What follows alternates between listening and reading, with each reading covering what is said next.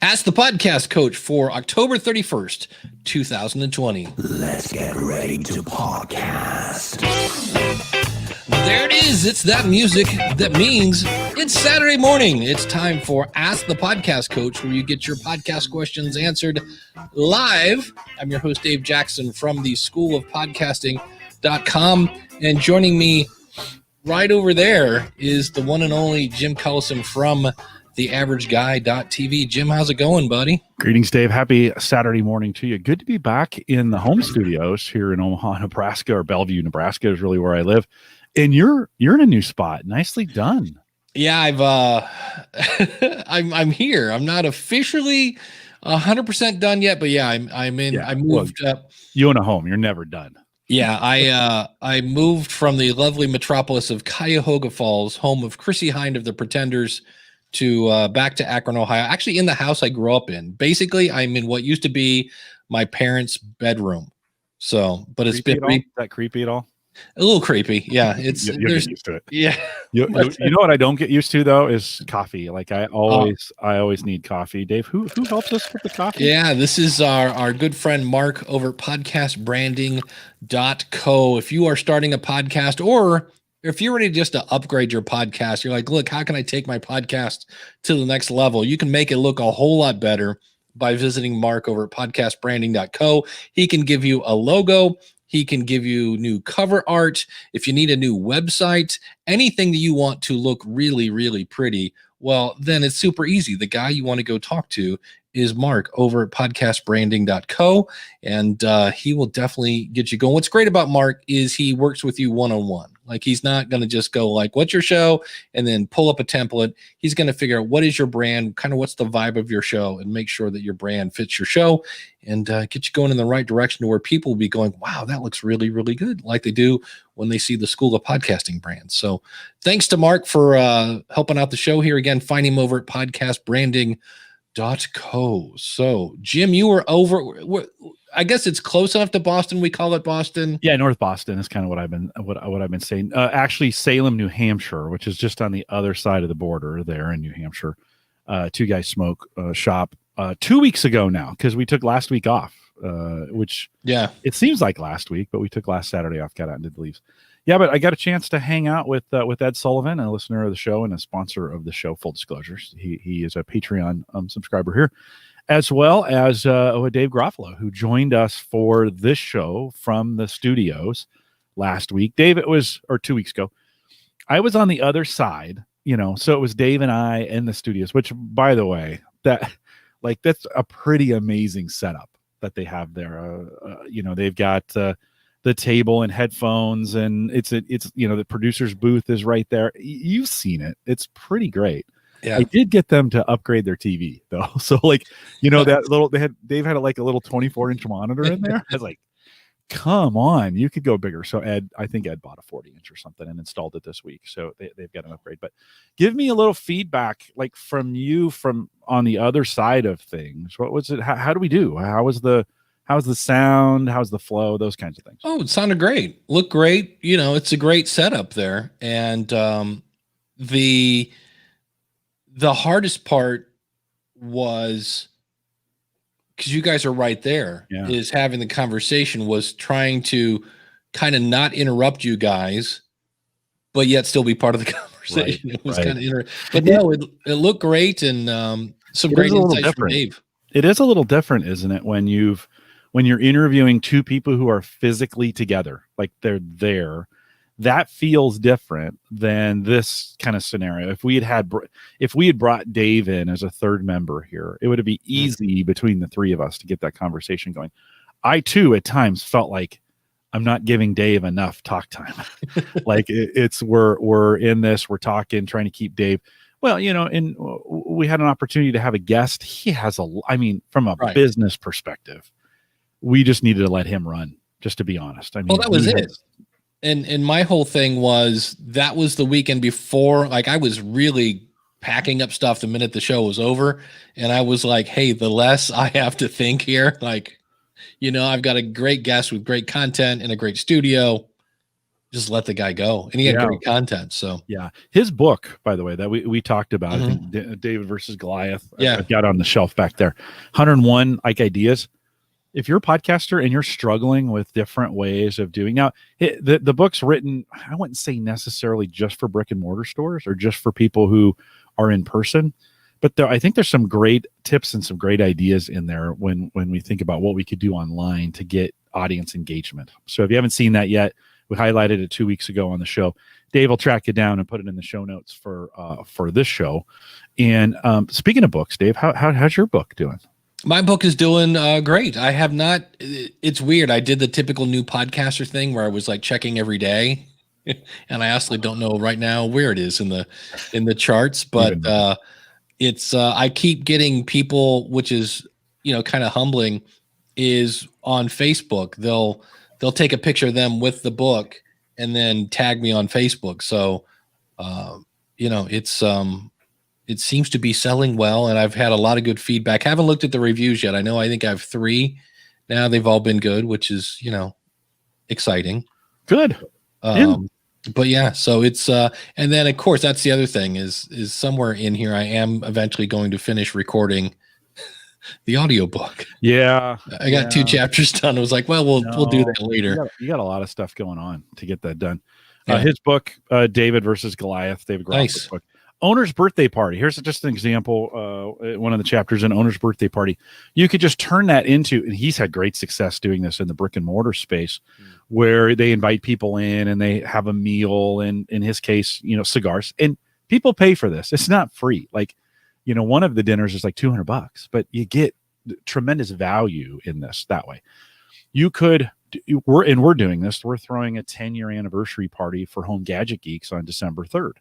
And so I've been making a big deal about that for the last couple of months. Hey, come out and join us live December 3rd. Home Gadget Geeks is 10 years. We're having some hosts back from years past. We're going to, and so you could, and then use that as an event to invite kind of more people. Cause I think people will come for a one-time thing that wouldn't normally come every week. And so a great opportunity to kind of highlight things that are going on. You took us in a blast from the past last week. Holy cow. I listened to that. When did I listen to that? I was out doing something the other day and I listened to that and I was like, wow. Yeah. Yikes. It was, I always wondered how long we've been doing the show. And it's weird that I did like 1 episode and then didn't do anything for like 2 years.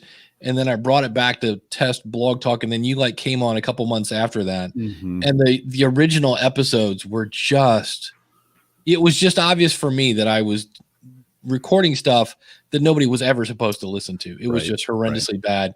And then when you came on, I was laughing because I was like, I think I just heard the birth of the podcast rodeo show where we start listening to another show. Yeah, we did that for a while. Yeah, we did that for a while on the very early shows. I noticed our chemistry wasn't, well, it wouldn't have been. We just had started, and so knowing where we're going to go, how to set each other up, those kinds of things weren't as smooth. It wasn't as bad when Ed Sullivan had listened to it before me. And he said Dave posted, you guys' very first show, and I was like, oh no. So I went and listened to it. Not as bad as I thought it was going to be. Nah. And I was surprised it was only 30 minutes. I was like, well, we're at 30 minutes. That's enough. And I was like, really? We just did 30 minutes. I was like, well, I think in those days, you weren't even sure we were going to do this long term. It was kind of like, let's give it a try and see how it goes. And which I think is a great way to, when you think about this, it could have gone off the rails and just not been that good. And we could have just decided after, I don't know, a month or two, like, this isn't really working. I think maybe the chat room was part of the success story in this, and that we got instant feedback from the chat room pretty quick, and it allowed us to, because that was even pre-Blab, right? That was pre-Blab. We started Hangouts. We started with Blog Talk Radio. No. Yeah, that was that was the whole idea. Was I wanted to test Blog Talk Radio. Oh, yikes! And then we went from Blog Talk. I think we went to Spreaker for a while because Spreaker actually has a chat thing, and then Blab came along, and then Google Hangouts, and then for a while we had I can't remember the name of the chat system. There was a separate chat system that we had. I used it too. Had a little bird. Yeah, and then it went out of business because free is such a great business model. And about that time we switched. About that time when Google Hangouts went out is when StreamYard really came on strong. Chatwing, yeah. I don't know if they went out of business. They got bought by somebody, because if you go to chatwing.com, I think it goes to somebody else. Oh, Chatroll is now. Yeah, switches to Chatroll. Interesting. Yeah, I had worked with them. Okay. I guess it's been a while since they've been out there.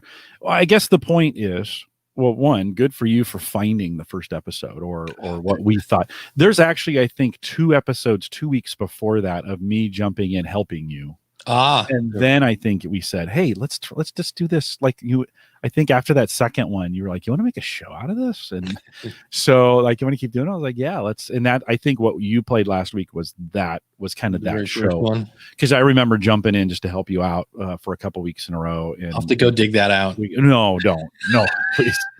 Please don't. I like our new stuff way better than I like our old stuff. But I think the podcast lesson in that is that we could have, and it was a test, and we tried it. We weren't afraid to fail. And so we jumped in. We didn't know each other very well. I had interviewed you like once.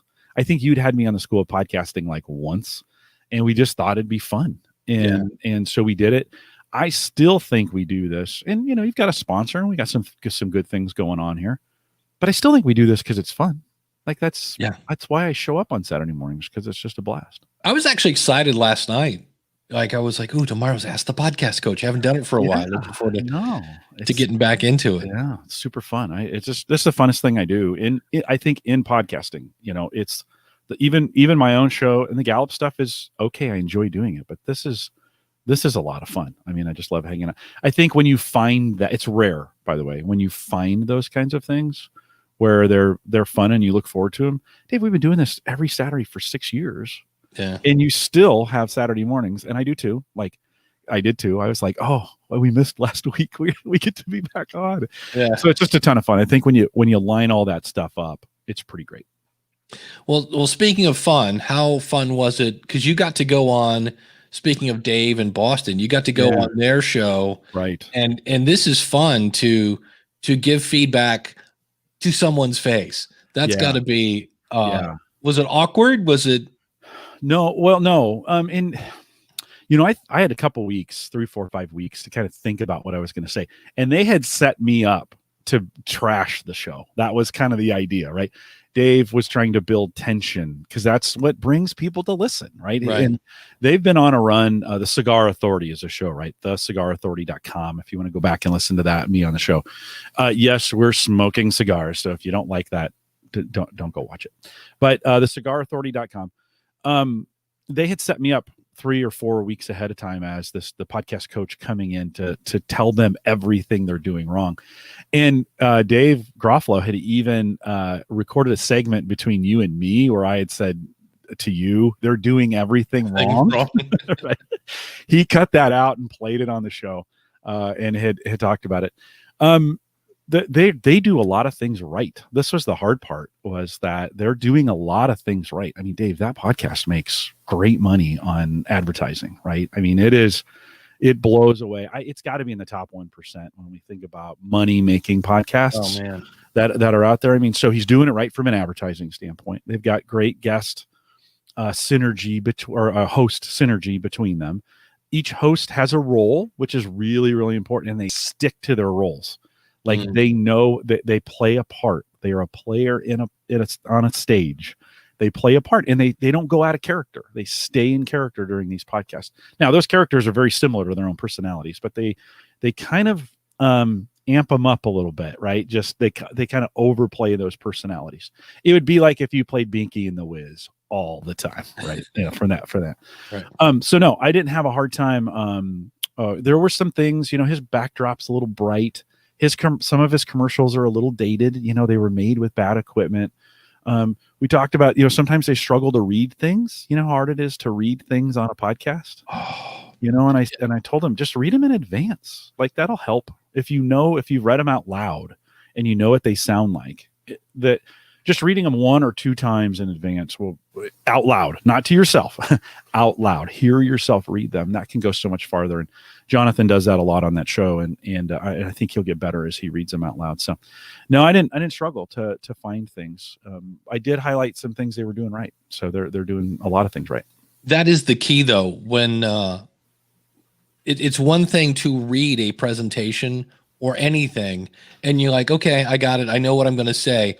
You have to do that. You have to actually, it's weird when I do any kind of presentation at a, I'm doing a talk or a speech or something like that. It's weird. I will be walking around the hotel room doing the presentation and figuring out where I'm going to stand when I say this and that, because half of it is just because all of a sudden you find out that you've come up with a sentence that does not roll off the tongue. You understand the words, and all of a sudden you're like, I cannot say advocate, whatever that word is. And you're like, let's find a different word for that.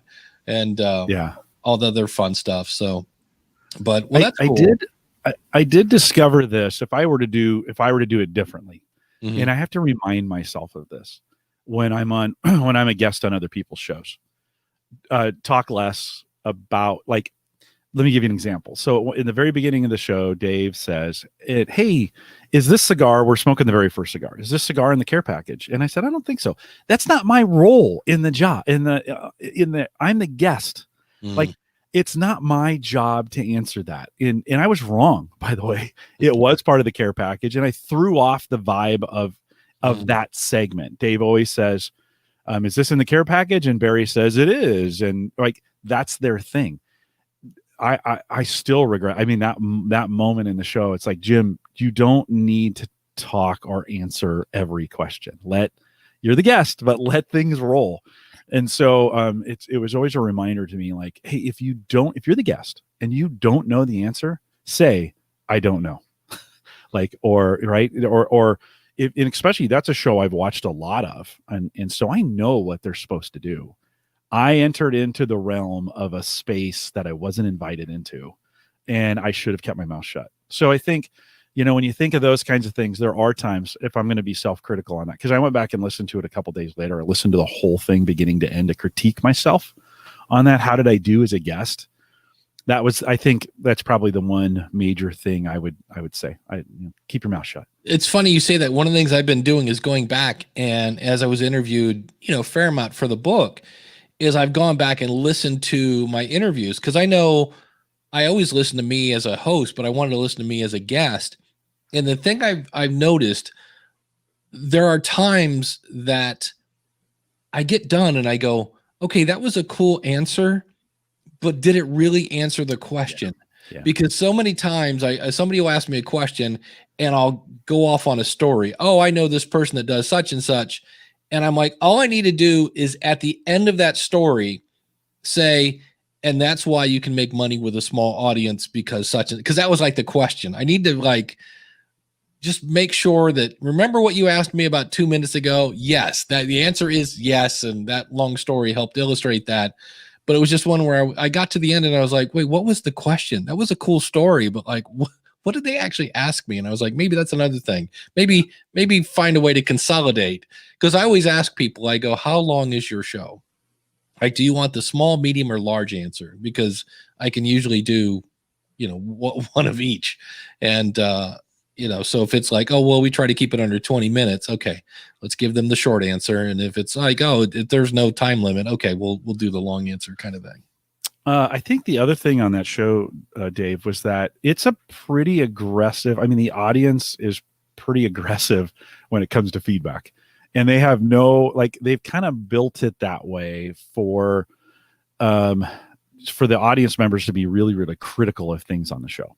And so both during the show and the week after, I got hammered pretty hard for some things that I either did or I said, or, I think in the chat room, the day of as we were recording, somebody put in the chat room, who is this guy? I don't think he's ever seen this show one time. Kind of deal with those kinds of things. And all three of the emails referenced me the next week of, hey, this, don't change that, these kinds of things. So, I think also you have to have a little bit of a thick skin in this. Like, it would be easy to get super defensive. In fact, as I was re-listening to the after show, no, I guess I was listening to the show itself again via audio. It got me thinking about some things, and I thought, oh, I'm going to fire an email back. And then I thought, you know what? No, that's the vibe of the show is that kind of dialogue, and we achieved it. We got audience engagement by people responding. That's the power of that, right? Well, I was going to ask you about that. How was Dave when you gave him any kind of like, hey, you might want to think about doing this? Was he defensive? Was he open to it? Well, so in the beginning of that show, they use a cowbell, right? He goes, they have a recorded intro, which is really, really cool. And then he comes in and rings the bell and says, says welcome. And this is a cigar authority day, blah, blah. I said the cowbell was a little hokey. Like, I'm not so sure the cowbell works, Dave. It took me a while to get used to it. Like, I'm used to it now. So I said that. The next week, no cowbell. I felt a little bad because that cowbell is like a part of the show. It's an institutional. It was put in a couple of years ago. He told me the story behind it. When I was listening to the next week's, that's what I was doing. I took my daughter back to Northwest last Saturday. So I was listening to the show after the one I was on, and no cowbell. And I thought, oh, maybe I should send him a note and say, put it back in. It's really a good part of the show. So, but how did he take it? He took it fine. He was a champ. I mean, on that, I didn't like their background. So we monkeyed with the background colors during the breaks, and we didn't get there. And I'm not sure necessarily I'd change it, but he was open. He is very open to change. I got to give him that. If you like, they have this little tiny monitor up in the, in the big studio. They have this little tiny 24-inch. Well, 24 is not that small, but when you put it, 20 feet away, it's pretty small. So I said, you could upgrade that thing. The next week, Ed Sullivan had a new TV, I think a 32, 40-inch, something like that, big TV that they installed up there. So he listened to a few of the things and said, yeah, we could do a few things differently. But Dave, if you're listening now, Dave Garofalo, if you're listening now, put the bell back in, put the cowbell back in. I'm sorry. That was a good part. Well, what I would look for is, did the audience send him email and go, hey, where's the cowbell? We need more cowbell. Somebody had to say that. No, for sure. Because that's where I remember when I had feedback and somebody said, you need to get the cat, like, no more, I'm sick of Bernie. And I had so many people like, don't you dare take out Bernie. I love Bernie. That's what makes things, great. So that would be my question, is if the audience like didn't say, please leave the cowbell in, that gets me jazzed when I hear it. Maybe, Well, it could have been a genius move to take it out and then see what kind of response he did get on that. I mean, how great is that to hear that dialogue, then next week take it out and then see what kind of response. Again, it creates audience engagement, right? It encourages people to state their opinion and write in or call or email in or whatever, right?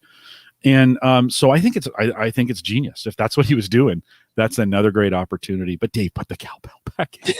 It's got a really good story behind it. So there you go. The other thing I think that I saw a lot as I spent time with them is a lot of their show segments, like ours, grew out of things that happened in a show one time or they got feedback on and they just kept doing. And so, and they have these little game segments that they do, these little, they'll either read a story or they've got a game where you got to guess some trivia, or they do this one where, hey, for $10,000, would you do this? They do them often enough that I think they signal parts of the show for people so they know where they're at, and they're super consistent. His show notes are amazing. Like, he handed me a 2-pager, front and back, whole show outlined the way they were going to do it. It doesn't look like it's that way. I mean, in some cases it does. But man, how helpful was it to me as a guest to know where they were going so that I could help them do that, right? I would know, hey, we can't spend 4 hours on this whole first segment. Like, we need to move on. We've got other segments to do. Looks like my video's maybe getting jittery. You got a little jittery there for a bit. I will say that's one thing I liked about moving. Same exact company. I tested before I left. I was getting, is it 9 megs per second? I think that's what I was getting 9 megs per down and up. And when I moved here, because I was paying for like the super, big shot smarty pants, give me the fastest thing you got. And that's the thing I loved. I'm getting 400 down and I think 20 up or something like that. So that was very nice. But one of the things, the reason I asked about how Dave was taking any kind of feedback is I did see a question that kind of ties into this. And I forget which group I was in, but her name is Andrea. And she says, I'm having a hard time. How many times did you re-edit or redo your first episode before you got it perfect? I think there's the first problem. It's super hard when both hosts and the editor all have various forms of OCD. LOL. Edit. I should say we don't want it to be industry perfect. Just, oh, there you go. Just perfect for us. We just can't get it quite right. I love these responses. Keep them coming. And so for me, my answer, and again, I always flash back to when I was in a band, we would practice in the basement, and we went from we can't get through the song because somebody would mess it up to, hey, we got through the song, to, hey, you remembered all the lyrics, to, all of a sudden we're like, okay, I think we know that song now. And then it was a matter of once we had a few of those, we would bring people over, and you needed people that would say, that's a little out of your range. You maybe change a different key or something like that. But when we find that people said, hey, you guys don't suck, that's when we knew it was time to go public. I don't know. What do you think, Jim? Yeah. Well, we're our own worst critics. Mm-hmm. And is it ever going to be perfect? And especially that very first one, I'm all for, though, struggling with it, because you need some struggle. If you just record it and do your first, it's never as good as you think it is. The first run. So it's striking a balance, I think, between perfectionism and just getting it done. And you definitely do not want to lean towards either end. You don't want to record it and just release it. You don't want to spend a year editing it either, right? You got to get that thing out, get it done. So I'm kind of in that middle camp of like, I don't know, maybe you need to set a time limit. Like we've got 2 weeks to make edits on this thing, and then we're going to release it. That may be a way. I mean, every situation is different, but that may be a way. Okay, you do have some time to edit it, but we're not gonna allow this thing to go on for months. We got 2 weeks, and then whatever we can do in 2 weeks, we're gonna get done. Yeah, the Bang says, remember, Louie has a massive mistake in the commonly listened to version. I still think if you listen to Roxanne by The Police, and then I think it's after the first chorus, and they're all going, Roxanne, and all of a sudden it goes to that little break afterwards, and you hear Sting go, raw! Like it doesn't finish the word Roxanne, it's just raw. And I was like, that sounds like a mistake. Hey, remember Van Halen in Jump at the end has a massive, the original video has a massive video error where they put a section of video in that didn't match the audio, and it's David Lee Roth turning and going whatever he does. It's not in the song, so they released it on MTV that way, and I think they got so much backlash. They edited the audio to match the video, not the other way around. And so if you ever watch Jump, the original Jump, you'll see this massive error at the end. Now they ended up fixing it. I think they ruined it they should have fixed the video, not the audio. Isn't that amazing? In those days, they would literally shoot those videos in a half a day. They'd come in, play the song a half a dozen times, and that was it. Then they were done. Now those videos are millions of dollars to produce. Yeah. Well, the other one and you have to really listen for it, is if you listen to Superstition by Stevie Wonder with headphones on, smush them into your head. First of all, it's Stevie Wonder playing everything. That's amazing. Stevie Wonder is a musical genius.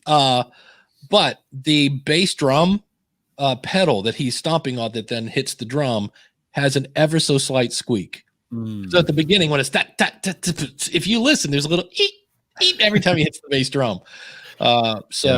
Yeah. Well, the rework on those things can be really, really expensive. So we released a video just yesterday at Gallup that has a spelling error in it. In the video, in the name as it comes across, we spelled the name right everywhere except in the lower third. It shows up for 3 seconds. It just killed me. Like, the production costs to fix that one thing would be super high for us right now. I can't just go back for various reasons. I can't just go back in and re-render the video. But I'm gonna let it go. It's like I just can't for what we're doing. I just can't fix it right now. So there's sometimes you got to let mistakes go. Yeah.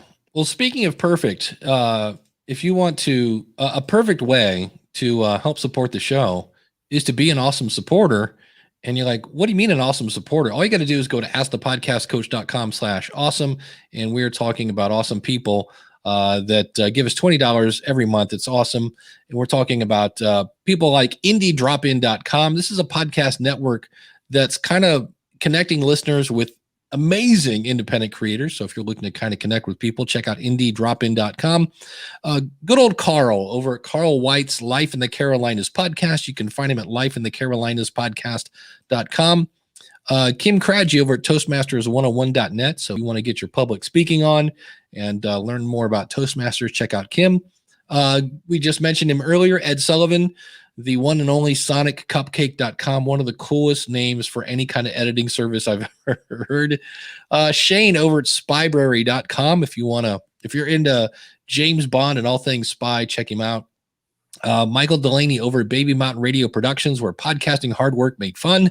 BabyMountainRadio.com.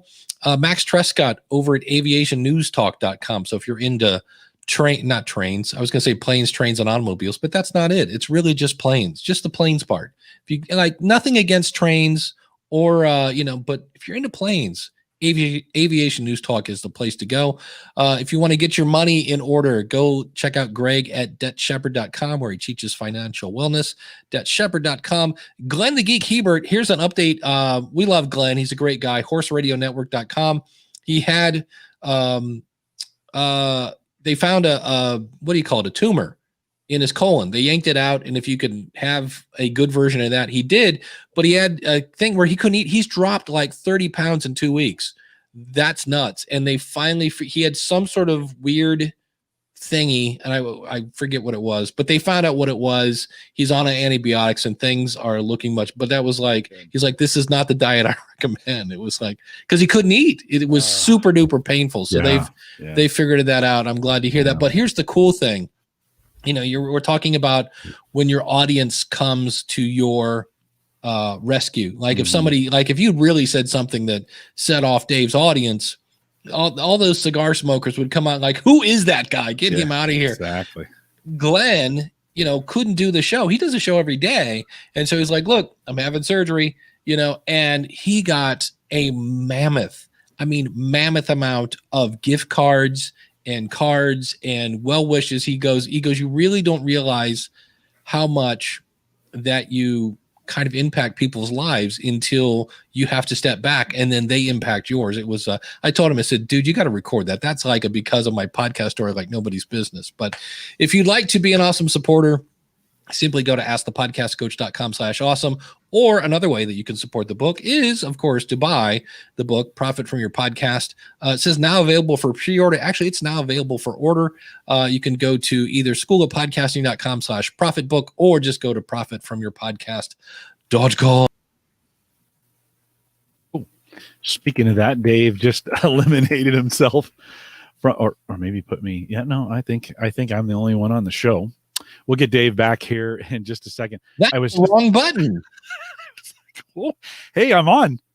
It was big screen. Like, oh, it's back to me. I was gonna head out to Amazon and see what the current price of Profit. I want to say $12.99. From if you're at Amazon, although they don't have this at Amazon, the new fun-filled toy that people are talking about this week is, I'll put a link to this, is the new Shure MV7. And this is an interesting mic because it is a kind of it's a step above, let's say, like a Samson Q2U or the Audio-Technica ATR 2100, because those are in the $100 range. Then you get to something like a RE 320, which is what I'm talking into, or I don't have the jingle, but the high LPR 40, things like that, or the SM7B, I want to say is $400. It's not cheap. And this is clocking in at $250. And so if you're looking for that warm, my buddy Ray Ortega, find him at rayortega.com, has a nice video on it. It's got some cool stuff. You do some things via software. The thing I need to go back and watch Ray's video is I don't know if it's as much of a gain hog as the SM7B. Because there's a way to plug it in via USB. If I was using it here with the Rodecaster, I would plug it in via XLR. And so I guess that's my question is, do you still need to go buy a cloud lifter or whatever to do that? So we shall see. But that's in terms of gear things to go, ooh, and it does come in silver, which I mean, come on, what more do you want? So when I was in North Boston hanging out with Ed Sullivan, we in his basement studio, we went through the different microphones, Sennheiser 21. Did we do a 2100? Q2U. He brought out. We did the headset. The headset mics that they use. Yeah. The Audio Technica, and recorded them all through that MOTU. O2. I forget the model number on that. He's kind of talked me into that MOTU line of audio devices for it. So that was fun to kind of go through all those microphones. It was kind of like being at Podcast Movement, where they have them all lined up and you can kind of test each one of them. And we played a segment and then played them against each other. So we could kind of be like, okay, this is what this one sounds like. This is what this one sounds like next to this one. And he's got some ridiculous mic from Australia. That's a whole bunch of money too, right? That we tried it in. And so it was SM58. We did a straight SM58 to see what that sounded like. But Dave, that was a good exercise of like not to just compare one to the other right next to each other. And so Ed, thanks for spending that time with me to go through those. It was a good. I think at the end of the day, I'm going to stay with the Q2U, but I think I am going to replace my Mackie mixer with the MOTU device. Yeah, the Daniel saying it's more sensitive than the SM7B. So is John saying that, so it's not as hungry. We're having a microphone conversation. Oh, there we go. And God. Then Bangs came in. It's at minus 55 versus minus 59, and the RE320 is minus 52. So, but yeah, microphone nerds. That's it. That's always fun. But yeah, the MOTU is sweet. I've heard. That's the one that Bandrew loves because it's got an actually Bandrew review demonstrated Mv7's poor shock absorption, but that made me wonder if the SM7B's absorption is as good as I thought it was. Well, here's my whole thing. Don't hit your microphone when you're talking or pound on the desk, that kind of thing. But it's one of those where I'm like, I tried. I was on hold for about a half hour with Shure. I was trying to get them to send me one to play with, and I got probably Mildred at the front desk, and I'm like, "Can I talk to someone in your marketing department? I can get you to someone in sales." And I'm like, "Don't really want sales because they're going to try to sell me one." She goes, "But I'll send you over there to the main office." And I'm like, "That's cool, whatever." So I'm on hold, and it just all of a sudden just they'd be like, I just dropped the call. So Jim's got something here on the screen. There it is. Here's the M2 2x2. Ed likes them because they've got meters. Yeah. And so, and you can see, this one was 364 whenever the high price on that. I got the honey tips turned on, $169.95 right now. So I'm not sure that's the exact one I'm going to get, but I am going to. It's a smaller footprint. Like I don't really need this Mackie mixer anymore for the most part. I mean, I do bring the lady in the tube, as you like to call her. I do bring her in through the mixer. And I'd have to get some kind of adapter to make that work on this because it is kind of nice. Well, the thing that I realized, I had some new people at the School of Podcasting, and this person said, "Hey, I've got this, I've got that, but I understand after looking at your stuff that I really need a mixer." And I was like, "Ooh, I need to update that," because I almost don't recommend. I don't dislike mixers. I'm just saying, for the price of either like if they could get them in stock, the PodTrack P4, to me, you get so much more.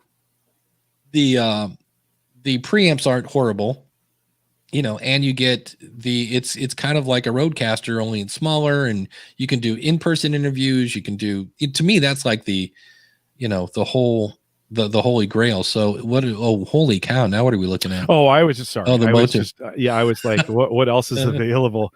Bangs was saying the MOTU M4 lets you dial in the remote USB audio level versus the mic audio in your headphones. So that got me thinking, maybe I need the M4. Well, Jason had a comment. I gotta find it. Talking about a cool Ecamm. It's funny he said this because I was just looking into this. Ecamm released Elgato. Use your Apple iPad or iPhone as a webcam. It works with OBS Ecamm. My guess is that's a Mac thing. Like that won't work on video. But I was looking at. It's weird. It's one of those things you can go down. You ever know you're in a rabbit hole and still can't dig yourself out? Mm-hmm. I started looking at the Sony EV1. It's made for YouTubers. It doesn't do as much as like the Sony A6100 or 6400, and you can't swap out the lens, but you're looking at spending about $1,000 by the time it's done versus some of those things you buy $1,000 and then you get like one lens.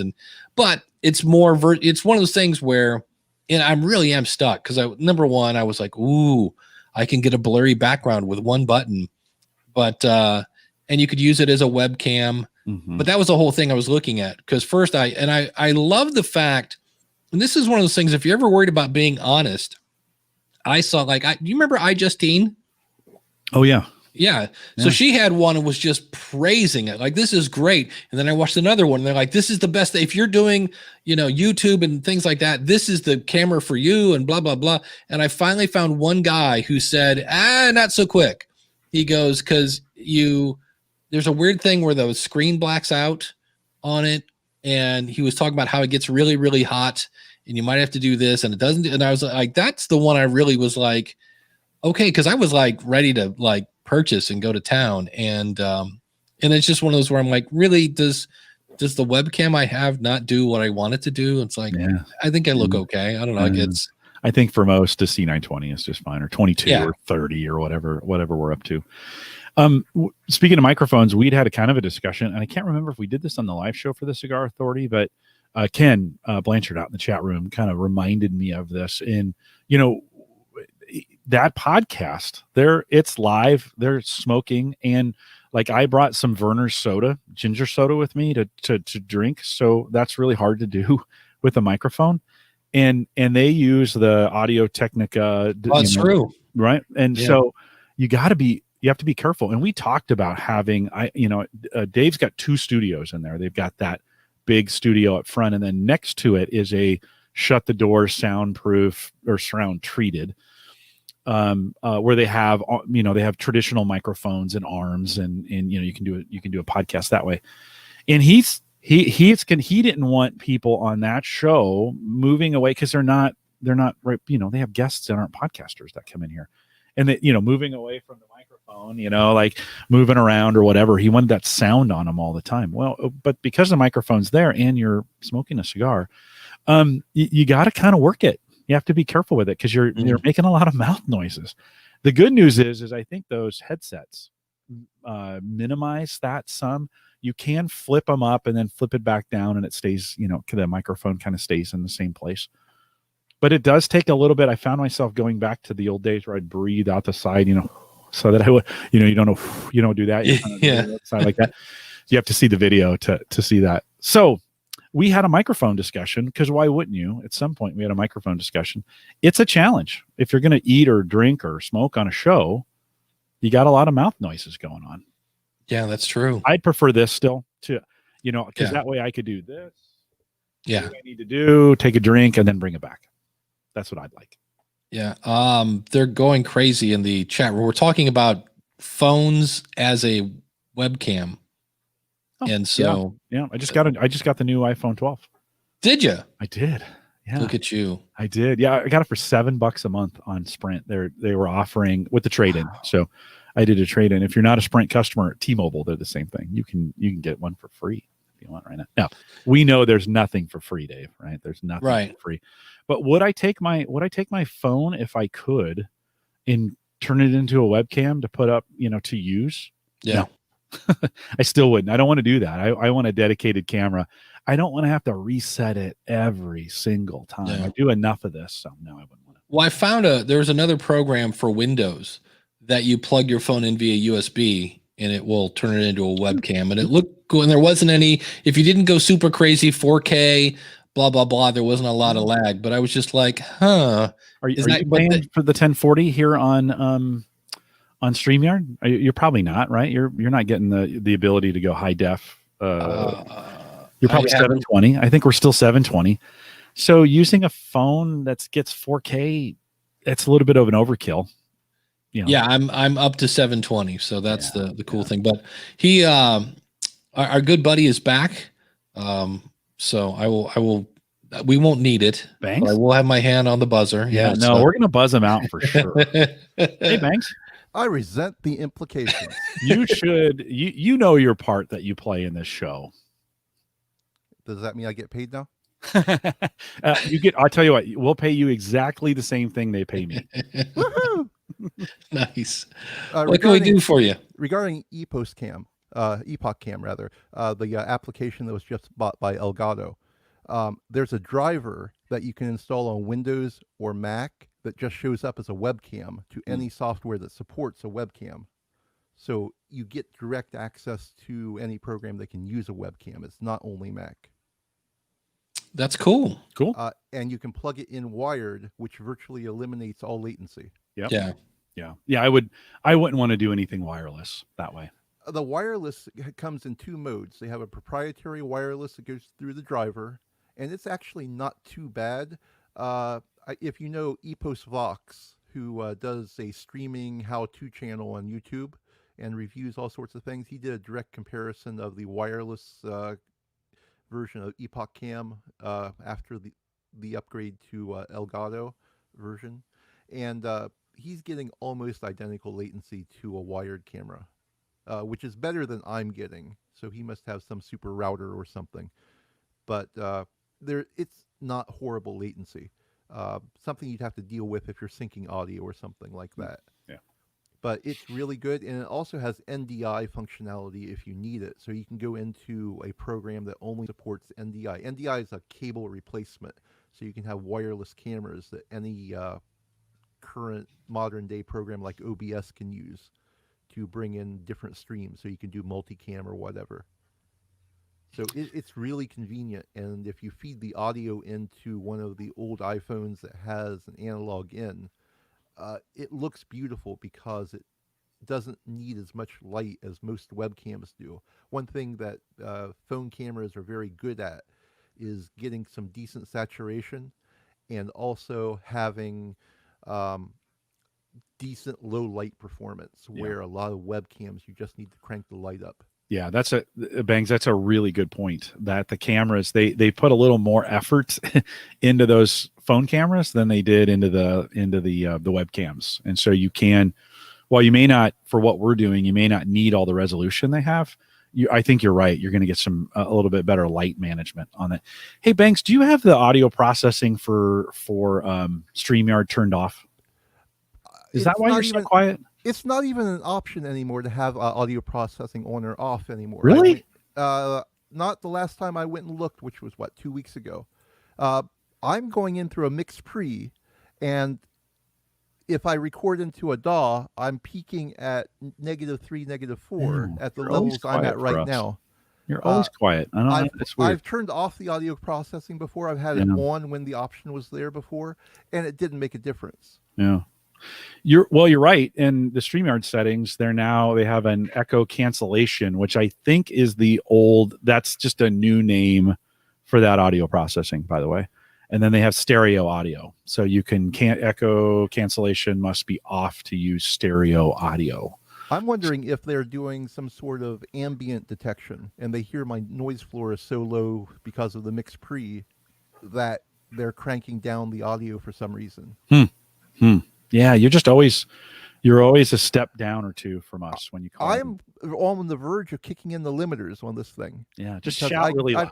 Just shout loud. Well, here I just cranked up the knob on front. And now I'm right in the limiter space. Right. So I should be coming blazing through. I'm right on the mic. Yeah, you are blazing for sure, but it didn't change the volume that much. Yeah, it's a shame. You can feel it. Like you can feel it in the audio when you did that. The audio changed, but it didn't necessarily change your level. I think StreamYard's limiting you, just to be honest. Well, I'm also writing the slider here, basically, because when Bangs was on and then Jim would talk, it was, blasting me. So blasting out. So, all right, Bangs. I'll talk quieter. Anything else, Bangs? No, not unless you want to talk about some interesting things, but I'll catch you later. All right. Thanks for jumping in, man. Good to see you. Bye-bye. Bye. Yeah, speaking of interesting things, it was one of the, I don't want to go too deep into this rabbit hole, but Alex Jones was on the Rogan show again. Let me tell you something. It's it's kind of like so. And what was interesting about it, and the reason I think the snowflakes at Spotify are going to be okay with it, anytime Alex said something remotely wacky, like Jared Kushner paid twice as much for 666 Park Avenue, Joe was like, hold on a second, look that up. And they did, and it was true. And then, and the other thing he did, and I haven't listened to the whole thing, but I just thought it was interesting that every time he said something crazy, Joe would be like, hold on, slow down, look that up. Yeah. And he'd read it. And it was like, he goes, this is what you need. He goes, Alex, you need somebody sitting next to you to go, hold on a second. Yeah. Look that up. So I've watched the whole thing, but they were checking it live, fact checking live. Yeah. Wow. And in some cases it was interesting because the websites they were going to were like CNN, CNBC, it wasn't like it was all Fox News stuff. And I was like, that's different. So I just thought it was kind of different. Here's a interesting question that I have never even looked for.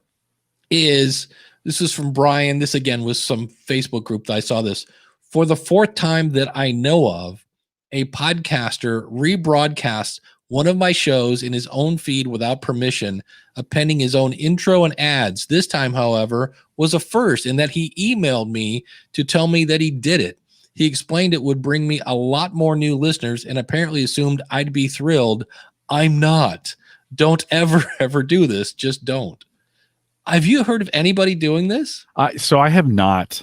I'm not saying it's not happening, but I know there's a lot of these shenanigans going along at the highest levels where people are repurposing Joe Rogan stuff, or they're repurposing whatever's popular, right? Grab it, download it, put it in your own feed. This happens on YouTube all the time. So that's happening.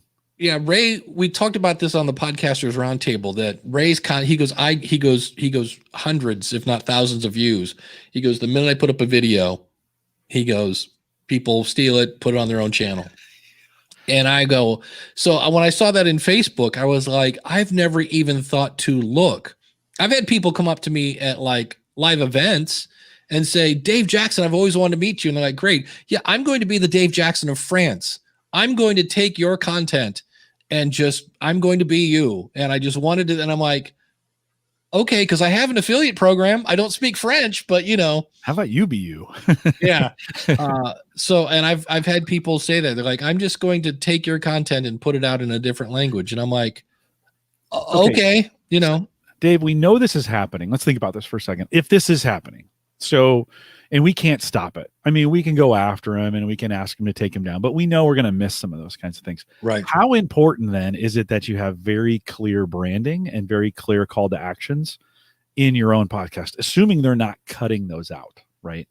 Making the assumption because, if they are, throw them on YouTube for the ad revenue and they're getting it. I'll be honest, I don't want YouTube's ad revenue at the moment. Yeah. Now, that's easy to say because I'm not making anything. But if I was one of these content creators and I was making a ton, and some of them are, I think it's just important that then we're making sure in our content where it's branded appropriately, and you've got host read ads in there that then we'll get that way. If they do get copied, you are still getting the exposure. I don't know if we have to be happy about it, but we just might want to think through like, hey, at least have one solid call to action, or at least be very clear of your own brand, right? How to get to, Hey, this is we're at askthepodcastcoach.com. Yeah, that's it. And Right. and I always I used to, I don't do it as much as I used to, but I need to go back to doing this. I always used to put a link.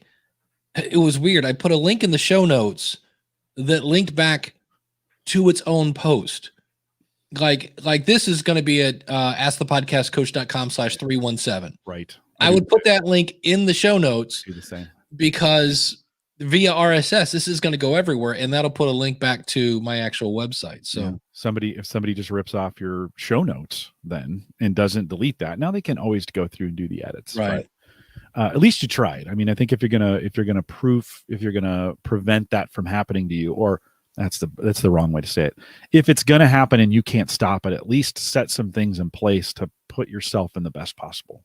Well, that was me. I know I have a Google alert set up for School of Podcasting. I need to go look at that apparently more often than I haven't looked at it in forever, but I used to, just to kind of make sure somebody wasn't coming up with a new product called School of Podcasting. Did you just Google it, or you had an alert? Is that what you said? Yeah, I had a Google alert for a while. So I just thought that was interesting. I'd never even thought to look for that, or, besides, like I said, beside a Google alert set up for the name of my show.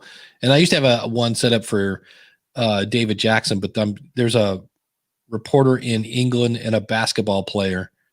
And that's all I got reports on, and people don't know what to call me anyway. Are you Dave or David? I'm like, whatever. Either one's fine. Well, you use both. Yeah, I do. Different spots. That's what this Yeah, is. if it's legal, I'm David. Are you ever James? If you're paying me, yeah, for medical, Yeah, and for legal stuff. Yeah, I'm James. Yeah, that's it. It is interesting when you just Google your show name. You do get to see, where are you showing up, and how are you showing up, and are you showing up? Has somebody else stolen your feed? And so I just did Home Gadget Geeks, and it's, the very first thing to show up. Now could be localized to me, and I didn't do this in a incognito browser, but the site shows up, and then YouTube, and then number 3, Red Circle. Isn't that kind of weird? I got another ping from Red Circle this week of somebody wanting to collaborate with me. Right, that's the thing they do on Red Circle. I may actually do it this time. I said no the first. I may try it here just to see how that goes. But then Podpage, which I think is Podpage, what they're doing at Podpage is amazing. Yeah, I think it's hard to keep up with that guy. Yeah, I wonder if it's just him doing the development. Like, I think so. Does he ever take a break? No. Does he sleep? It's not. I think it's Brendan, right? Brendan. Yeah, Brendan. The dude is just crushing it. I sent him an email yesterday. I had an email back in like 10 minutes. Yeah, it's crazy. Are you part of the Slack group? I am. Yeah. Yeah, that's cool too. Yeah. I've never heard of one. Dave and Jim, are you aware of any automatic translation to subtitles for another language?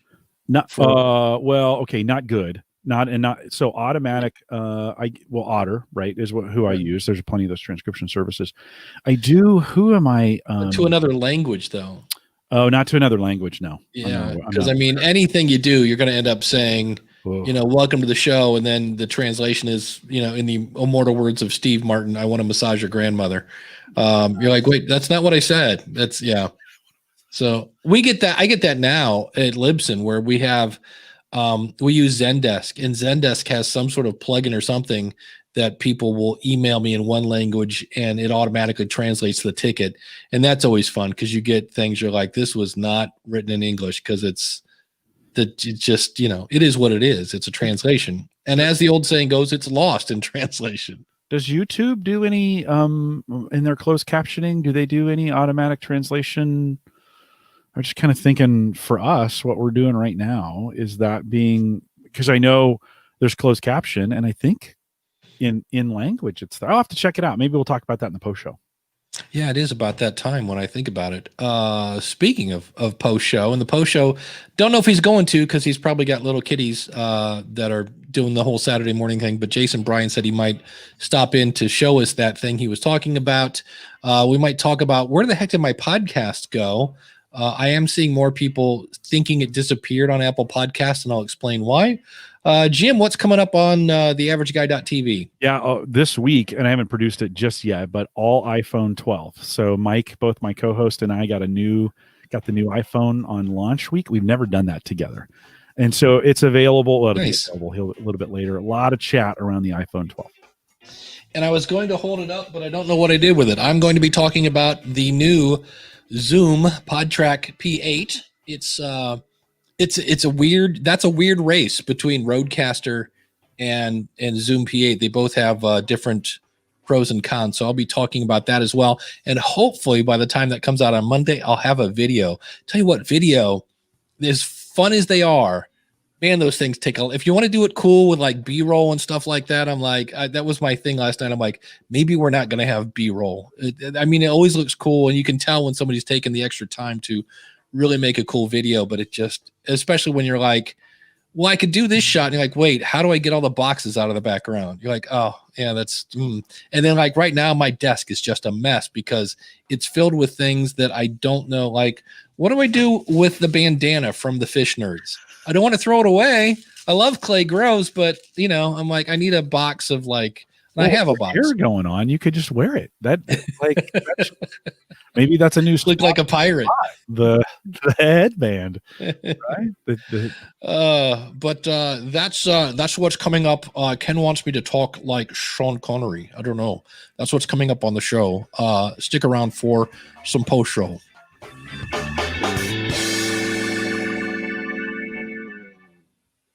Sean Connery's like 80 something. He passed away. No, he's still around. Okay. I think he's 90.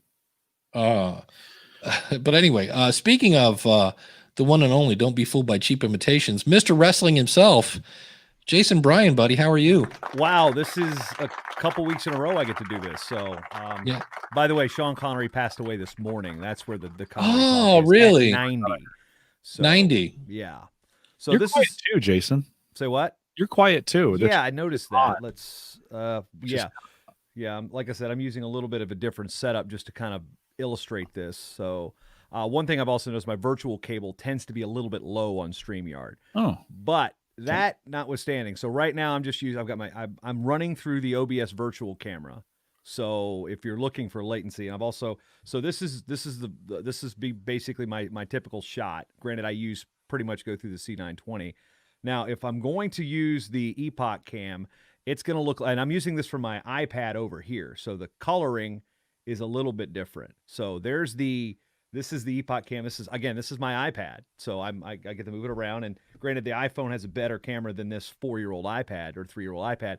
But again, it gives me, and now if we can see the difference in latency from both camera angles. So I think it's pretty good. And this is not plugged in. This is not through Lightning. This is over my Wi-Fi network.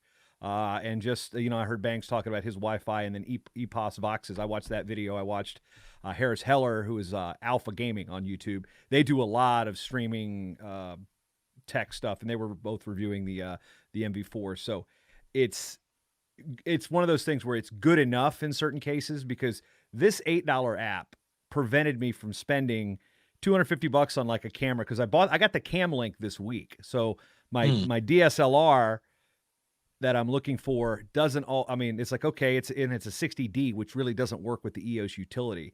So I have to hit record on the camera to get the little box off the window. And I'm like, okay, do I really need to spend this for an alternate camera angle where, I've got here, and this is just OBS scenes. There's nothing elaborate about these, but just to illustrate the point. Now, one thing I did notice, I just tested this beforehand. So are you thinking, well, maybe I've got a couple devices. What can I do? Well, if I go to the iPhone situation and I try to fire up the app on my phone to try to maybe run 2 instances of it, it doesn't seem to like that. So I'd have to turn off the iPad. I have to kill the iPad stream. So my video is going to die there. Now it's already switched to my phone right away. So now there's my phone, and that was on the fly. So if, it's like, okay, now there's the double. So I've got my phone down here. My iPad was over here, and that's just over Wi-Fi. So what it does is you install the app. It's $8, $7.99. And then it sends your computer a link. And then when you open it up and you run it, like OBS can see it as a device. So I'm curious if I can change it on the fly here in StreamYard. Okay, now I've changed it. Now that's directly in StreamYard right now on my phone. So I'd say the latency is decent. Yeah. Good. Remember, we're looking for good enough, right? I wouldn't advise this for anybody that's, people that are going to spend thousands of dollars on a gear are not looking at this as an option. But I just found that it was really interesting that I could do that. So I'm back to my to full screen here. So and that's your DSLR, right? No, I'm not. I don't even. That's my webcam.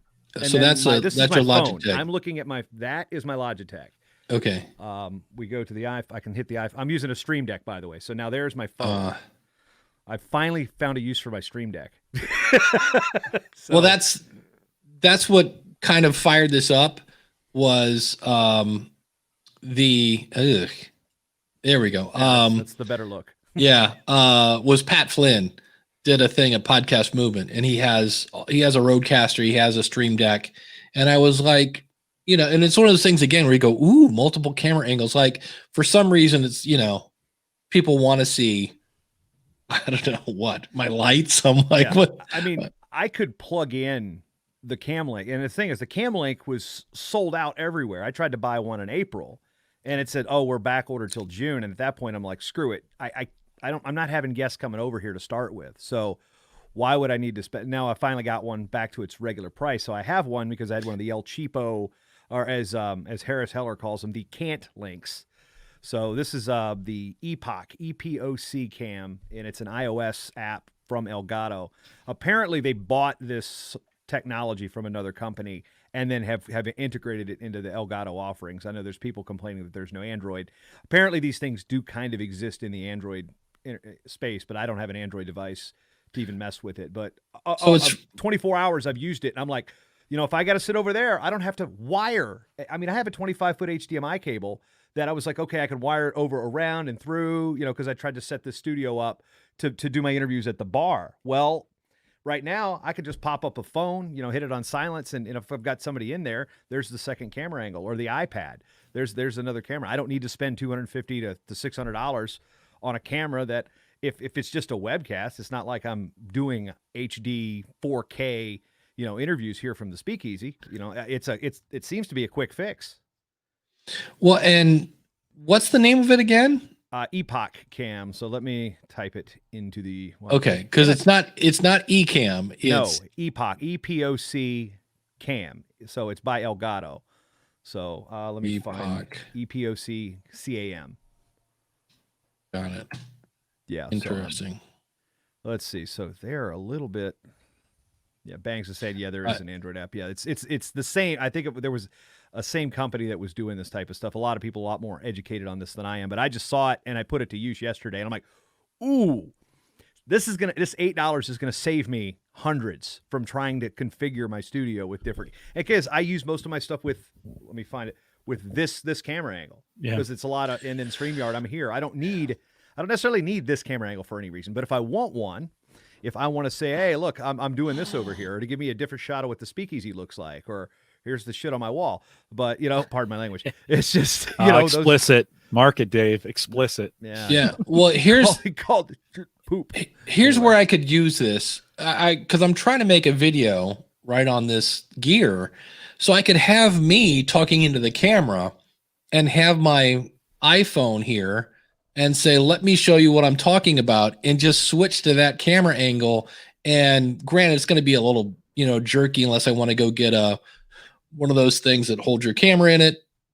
But that would be cool. That would be, kind of one of those here's things. The top down, like, hey, there's a shot of what I've got. And then I've got, you're upside down right now. And thing is, that's the thing. If it's upside down, right on the phone, it's got a little flip. You can flip, you want it this way. Right. Or you can do, right there on the iPhone. So it's a pretty cool little app for sure. That's my application right there. Multiple camera angles for when I'm doing video, because that way I don't have to do B-roll. Everything's live. And so that could be interesting. Yeah, and what's also cool is, well, one thing, it can use older iOS devices. I think somebody was saying you can get an iPhone 6S or something. That's what I have. And you get, if you're not using it, plug it in, you're good. So you're powered all the time. Obviously, this is my phone is my lifeline. I got like 2,000 contacts in here. So it's not like I would, if something's wrong with a guest, they text me, or with StreamYard, they use the chat. But for what I was sitting there about to do, I was about to buy a pair of like Xvidea, or I think they're Xvidea cameras, or I think that's the name of them, just to have here. I was like, what do I need these for? So in the meantime, it saved me a ton of money. And then just like, if I have somebody over here, which again, we're still in quarantine, I haven't had anybody here yet. So like, why am I thinking about spending all this money for something I actually haven't used for its specific purpose yet either? It's also a nice little, it's a nice toy. So yeah. And how much was the device you plug in? The name is escaping me. The little thing that goes between your DSLR and the Cam Link. That was $129. Yeah. See, every time I sniff a camera, before you're done, you're over $1,000. It's like, holy cow, because of stuff like that, so. And to Bangs' point, yeah, I think, I saw the video is, anything that's using the most recent iOS device. So and Daniel points out, those are things that, you pay attention to, but for the meantime, it's going to work for certain devices. And if you spend $40, I mean, I spent this week to try to test this thing. I bought a Hero 3, which is supposed to work through. I used it through the Cant Link, and then I tried it through the, the Cam Link, and relatively modest success. It wouldn't work 100% of the time. So okay, I wasted $30 to try out something. Now I've got $8 that solves the problem that I was looking to do. Yeah, Daniel says Sony and Camera now have software of their own to turn your DSLR or mirrorless camera into a webcam. Yeah, that's. I got to quit watching those videos because I'm like, yeah. Yeah, it's 60D over there though. It's like one of the few that I've seen people have videos that they've gotten it to work through the EOS webcam utility from Canon. I have had zero success with it. It's like I have to hit record on the video, so that I'd have to record. So if my SD card gets full during a stream, for a secondary angle, it's really not worth the effort. So, what kind of control do you have in terms of, like, for me? I mean, I was playing with this earlier today because I've got the light keeps changing here. So if I wanted to make, here's Dave in the dark, what kind of control do you have? Let's see. So I'm like I said, I'm doing some of the stuff I can fade, I can do that. You can definitely pinch and squeeze. Oh, wow. So then let me see if man, that makes life a whole lot easier. I'm gonna see what this gear does. Wow, you're getting a shot of my nostril here. Let me just move it a little bit. That's great. You got a snug, just a little one. Snug. I don't see anything. I'm like I said, I'm still playing with this thing. It's got some settings that just says auto. It's just on auto right now. So connection, auto, Wi-Fi, USB, or NDI, quality. I don't see anything in terms of. To Bang's point, though, in the other show, Dave, I think the camera is going to give you a lot better of a picture without having to make adjustments. Yeah. I don't think you're going to have to adjust it as much. Do you have in OBS, can you change because this is all running through OBS, right? I'm running through the OBS virtual camera. Yeah. Yeah. It's just, that's my one hang up with some of this stuff. I don't want to run OBS. Well, again, I just ran this through StreamYard. Yeah. But you're switching, but yeah. Oh, so you're just the switching is through OBS, and then you're pushing that into StreamYard. It does not appear that I can change a whole lot on the colors because I use webcam settings. So pretty much what you get. And this is where my lighting is a little bit dicey because I'll fade it out or I'll turn on my ring light, which just blows everything out. So it looks better certain places, as you can see. Yeah. This looks better than this. So yes. Again, it's still, it's not the solution, but I do think it is something that really can. Yeah. On a budget. It serves a purpose if you just need a little cam, and if you're not that sold, if I could spend $250, $300, is it really that much? Is it really worth that much for that little bit of a difference for a scene that I'm going to use once a month, maybe? Yeah. I mean, I doubt I'll use this or that, or let's see, I doubt I'll use this very much, but you could also, if you wanted to, but down though, Jason, if you were doing some things and you wanted to do it down on the desk angle, you could put that on a phone holder that was on a I got an one arm. I got one over here at the bar somewhere. Yeah. Sorry, Dave, go ahead. Dial it back up. Well, the other thing I think you could do is if you I don't know if it's going to be any better. You could call in via your phone, I think, to StreamYard, and then have both views down here, and then just drag, turn off one. Like I could remove me, and then put me on the phone back and switch that way, I guess, if you wanted to. Yeah, I've played with that. Just playing with it. So again, this is I don't think this is by any. If you're a hardcore streamer, Ross. Yeah. Probably, he's light years ahead of me in the knowledge on this. So it's one of those things where I don't think, his lister would be like, this is going to solve my $800 DSLR situation. No, this is probably more leaning hobby to, good enough. You're looking for good enough, not necessarily 4K. I mean, for me, this is perfect. Yeah. I mean, I can throw up my tripod, put my phone on it, and either, this is one of those weird ones that fits anywhere. I mean, you can just, you bend the legs and it will, fit any. This would be kind of a fun hat in a way. But anyway, you could put that anywhere and then take shots. That's, to me, I see this as, okay, second camera angle for video for when I'm doing product stuff. And that phone logging into StreamYard is also for Jim, your point, that's a viable thing too. I'm just, again, not sure where it's because StreamYard's picking up the audio the same way it would anywhere else. So. Right. Yeah. No, it's cool, Jason. This is one of those moments we have where we kind of, the community has a discovery.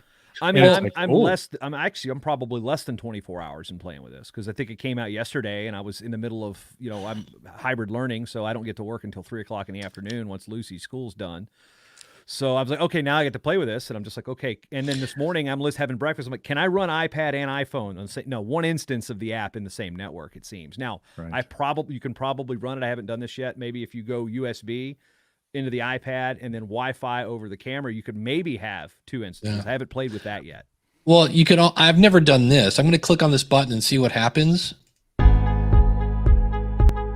Stop that. Okay. Yeah. So in theory, if I wanted to do a YouTube video that I normally do, I could say, hey, today we're going to talk about the Zoom P8, click my little intro and then say, okay, great. Here it is. Then it'd be fun. I mean, it's one of those things where it's like, yes, I can do it live, but that requires, my guess is it's going to take, take 6 of the Zoom P8 video, cause now I'm clicking and switching and that whole 9 yards. But, it's one of those things. It's like, this could be. I said, I don't think, for your hardcore video, this is not what I'm not recommending. I'm just saying there's pretty much a lot of people that watch this show are into playing with the toys and trying to do things a little. I think this was right up the alley, which is like, oh, I think I need to jump in to show you guys. Just again, I'm not the professional in the world of the video streaming, so this is me being, oh, hey, let me show you guys what I found, and I think this might work for some people. I know it's going to work for me when it comes that time that I actually have people over at the bar that I've been trying to lay out for like connection duration. So I've disconnected see, there's the thing. The phone just went off. So that's one thing. It's another thing I got to worry about when you use it. Oh yeah. Yeah. That's like I said, I'm going to go wide here. Look, I lost my connection. So, and what was one thing, I had the notification up on the screen that showed it to me. So if we log back in and now, there's hey, by the way, that's a mini disc.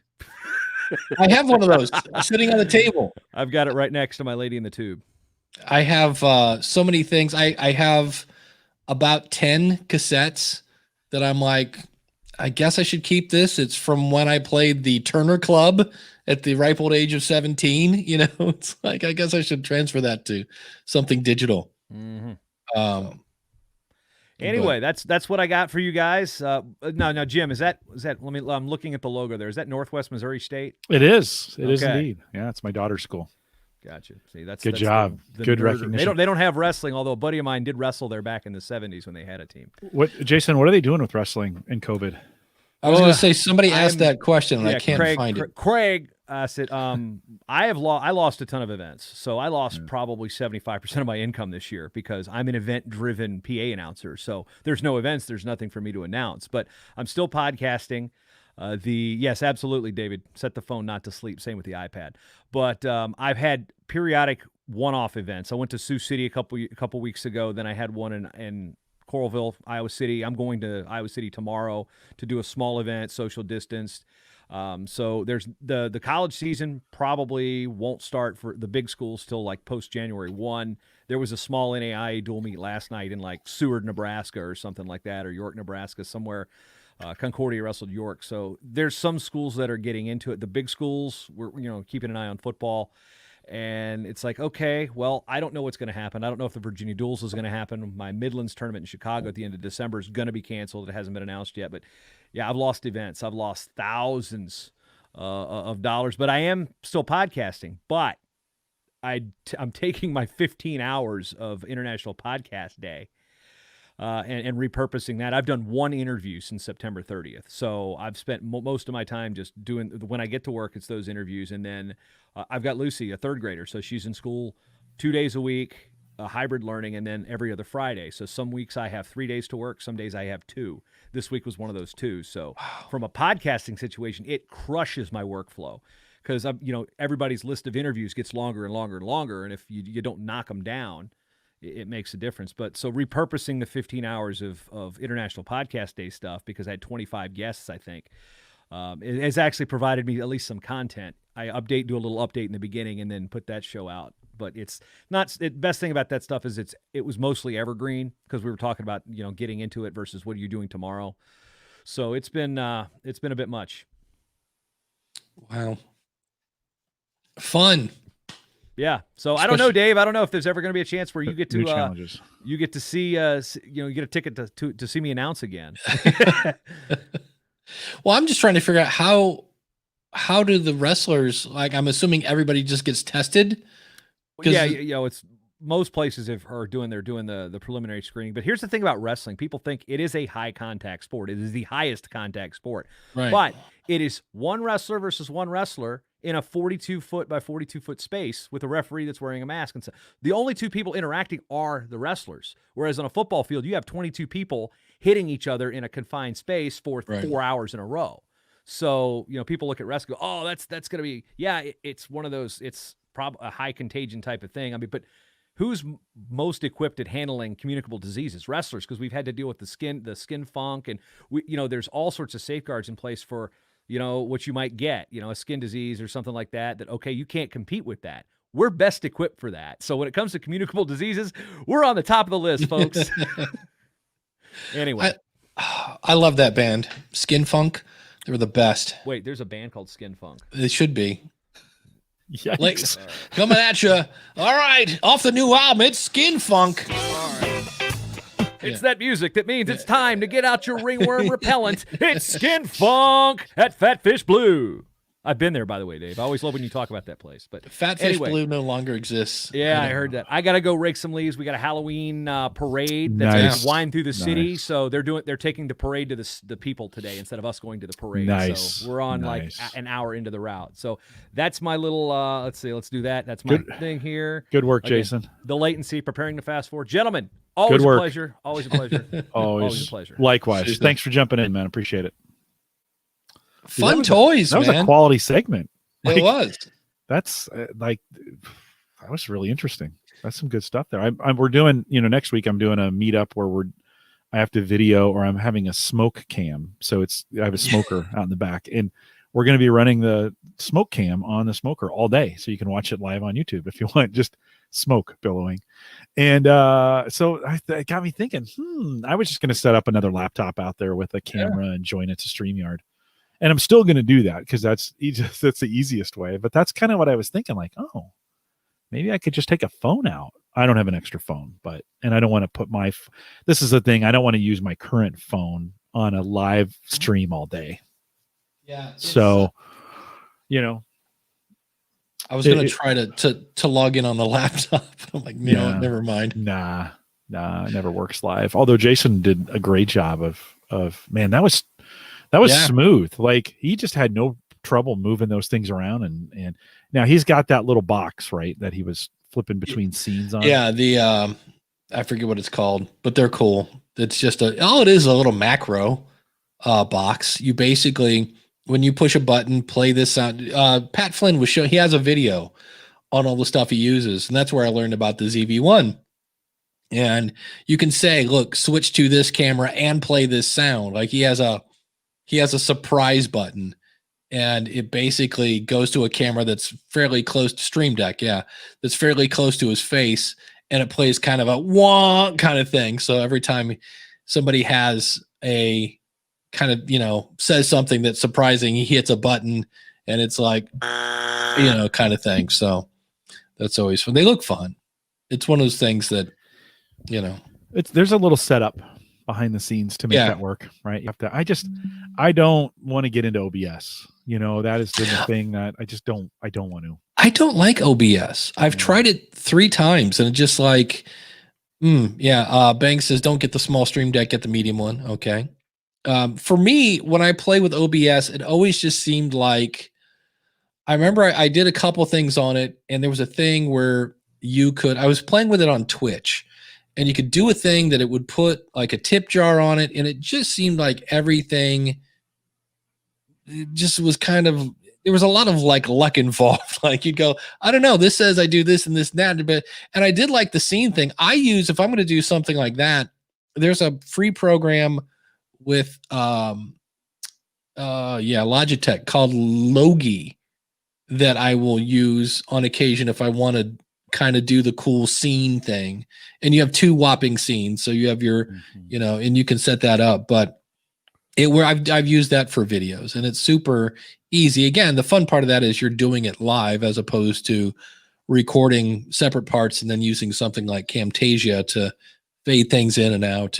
But for me, it does exactly like if I'm not using it now, but you can hit, I did that for Podfest. I was using Logi, which is short for Logitech, and via like keyboard shortcuts, it was almost like having a Stream Deck. I could switch between scenes. I could have my name pop up.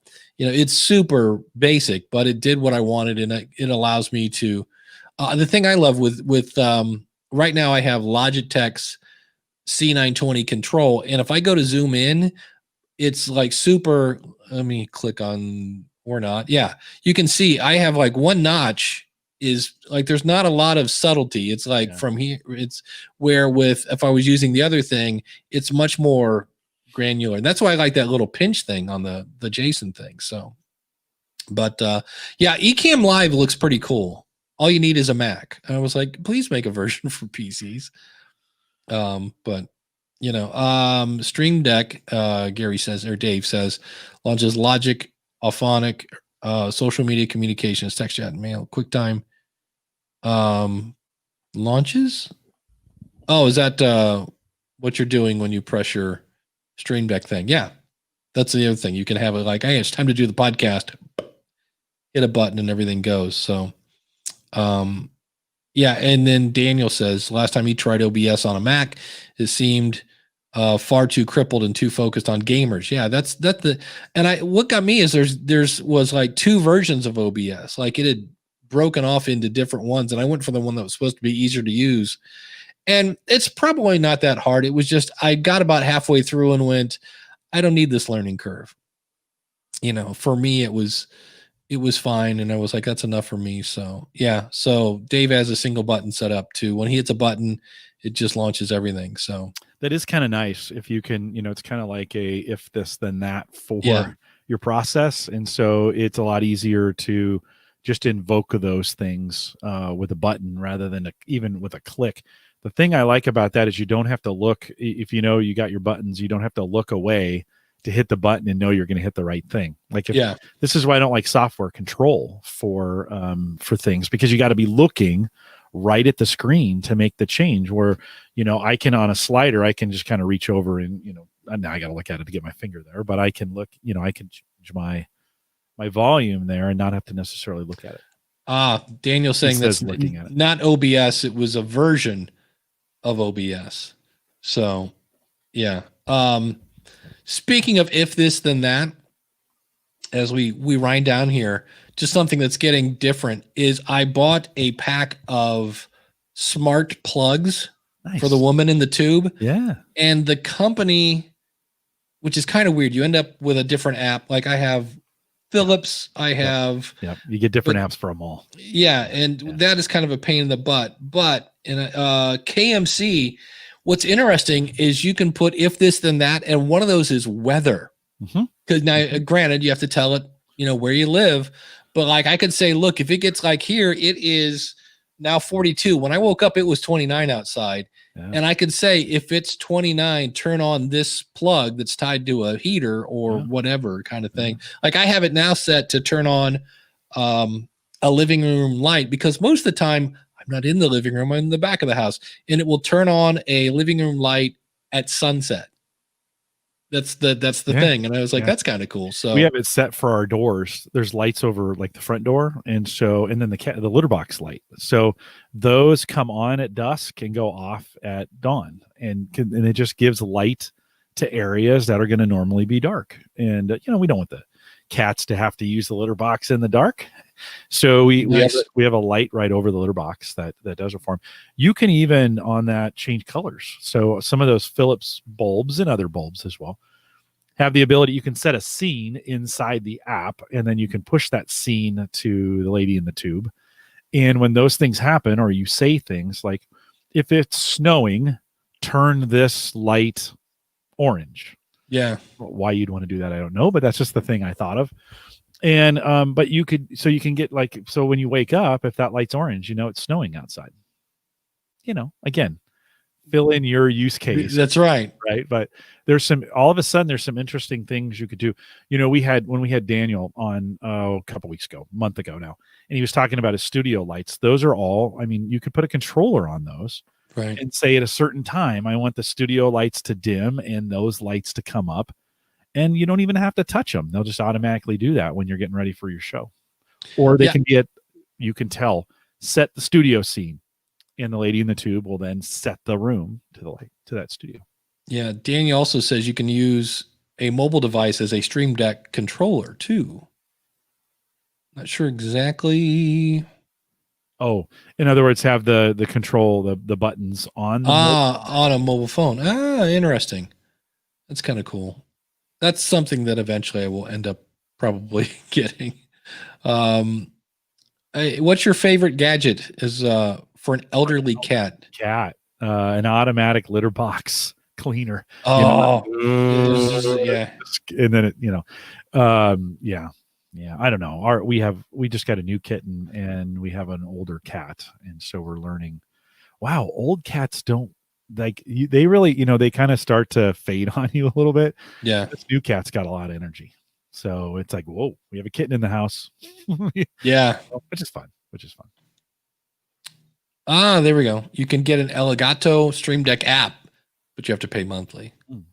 Interesting. Yeah, even I would prefer the physical buttons. Just to it looks cooler, and you can put your own icons on them. There are all sorts of fun stuff you can do. So I'm not a big fan of virtual switches.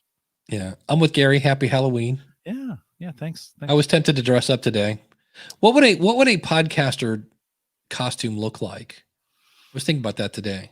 Maybe you'd have a thing on your head that had a microphone that would come, like imagine, so like a headset, but it's one you fashion like a steampunk version where it isn't a small microphone that comes around. It's one of these things that's fashioned to sit on, and then you have two stereo speakers that sit like right here. That would look hilarious. My son made the Mandalorian outfit. He bought a 3D printed helmet. Oh wow! And then painted it, and he bought kind of the armor that he wears, and he bought a suit that he dyed the right color. And my sister made a cape for him. So he's the Mandalorian and he's 31. And then he just had a little baby back in February, and so they got a little baby Yoda. It's best. Suit. So he's walking around as Mandalorian with Emery as Baby Yoda. Nice. That's not what do you know the name of that character in the Mandalorian? Baby Yoda? Is it? We say Baby Yoda, but it's I not. think everybody is that what they call it? I'm sure it's got a name, but I think everybody just calls it Baby Yoda, which is going to be what happens when Yoda gets older. I guess, does he become teenage Yoda? Does he I don't know. Daniel has a great point. Half price candy tomorrow. Oh yeah. It's true. So, yeah. Good awesome. Stuff. Well, thanks to everybody. Good to be back. We'll see you next week. Yeah, we'll see you next week. All right. Take care. See you guys. Bye.